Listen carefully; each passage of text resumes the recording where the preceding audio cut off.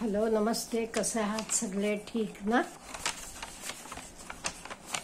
अहो आत्ताच म्हणजे दुपारी 2:30 वाजता पहलगाममध्ये, अनंतनाग डिस्ट्रिक्ट आहे, साऊथ काश्मीरमधला अनंतनागमध्ये पहलगाममध्ये आतंकी हल्ला झालेला आहे आणि जवळपास 27 लोक मरण पावलेली भीती वाटतेय.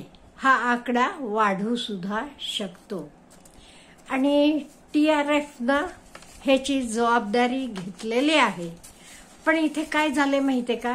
ते प्रत्येकाला धर्म विचारला आणि धर्म विचारून हिंदू आहोत म्हणाला की लगेच ते माणसांना गोळी मारली गेली आणि त्यामुळे तो एरिया सगळा सील करून टाकलेला आहे आणि अतिरेक्यांचा शोध चाललेला आहे.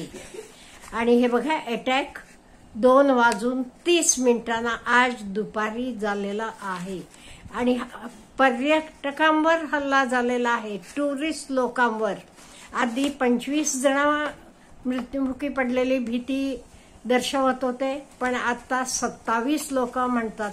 त्यामुळे हल्ला याची नंबर वाढेल सुद्धा. आणि हा काही हल्ला म्हणजे कसा, धर्म विचारून केलेला हल्ला आहे. अमित शहा आणि तिथले राज्यपाल तातडीनं तिथले वरिष्ठ अधिकाऱ्यांबरोबर मीटिंग करतात. आपले पंतप्रधान आता सौदीमध्ये आहेत, आपल्याला माहित आहे. तेही पण अमित शहाबरोबर फोनवरनं त्यांचं बोलणं झालेलं आहे आणि तिथे गेलेले लोकांची सुरक्षेविषयी बोललं जाते, म्हणजे काळजी घेतली जाते सरकारकडून. आणि पहिल्यांदा वाटत होतं राजस्थानी लोक आहेत, पण आपले महाराष्ट्रातले मराठी पर्यटक पण आहेत तिथे. हे बघा, पर्यटनाला म्हणजे आनंद लुटायला काश्मीर म्हणजे धरतीवरचं स्वर्ग म्हटलं जाते, तेवढ्यासाठी हे लोक गेलेले होते आणि त्यांच्यावर असा हल्ला होणं म्हणजे खूप दुःखाची बातमी आहे ही. आणि अनंतनाग आपल्याला माहित आहे साऊथ काश्मीरमध्ये आहे आणि तिथे हा हल्ला झालेला आहे आणि लोकांमध्ये खूप भीतीचं वातावरण निर्माण झालेलं आहे. लोक बोलू सुद्धा शकत नाही भीतीनं. अशी काही लोक ओरडतात, काही लोक ओरडतात, कोणाचे वडील दिसत नाहीत, कोणाचा नवरा दिसत नाही, असं झालेलं आहे. त्यामुळे अतिशय भीतीचं वातावरण सगळीकडे भरलेलं आहे आणि हे हल्ला म्हणजे खूप लोक घाबरलेले आहेत. पर्यटकांचं तरी हे बघा, जे लोक आनंद लुटायला तिथे एन्जॉय करायला म्हणून गेले आणि तिथे गेले आणि त्यांच्यातले पुरुष मंडळींना आणि हे शूट करताना काय केलं, सगळे पुरुषांना मारून टाकलेलं आहे. त्यामुळे बायका मुलं एवढी घाबरलेली आहेत. वातावरण तरी अतिशय खराब आहे आणि आपलं सरकार काळजी घेते, नो डाऊट, पण चिंतेचा विषय आहे. आपण सारखं पाकिस्तान म्हणजे आपले सारखं चमूक तमूक म्हणतो. तिथल्या आर्मी चीफनं स्पीच दिलं होतं.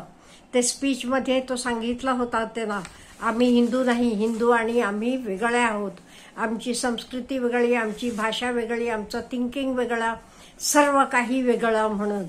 हे त्याचे भाषणामुळे बहुतेक हे आतंकी आणि त्यांना काही असं स्ट्रेंथ मिळालं आणि ते अचानक काही कल्पना नसताना आणि कोणावर हल्ला केला? अहो, टुरिस्ट, निर्दोष, त्या लोकांचं काय चुकलेलं होतं त्यांच्यावर हल्ला झालाय. आणि कितीतरी लोक, बहुतेक 27 म्हणून आता सांगितलं जाते आणि तो आकडा वाढू पण शकेल.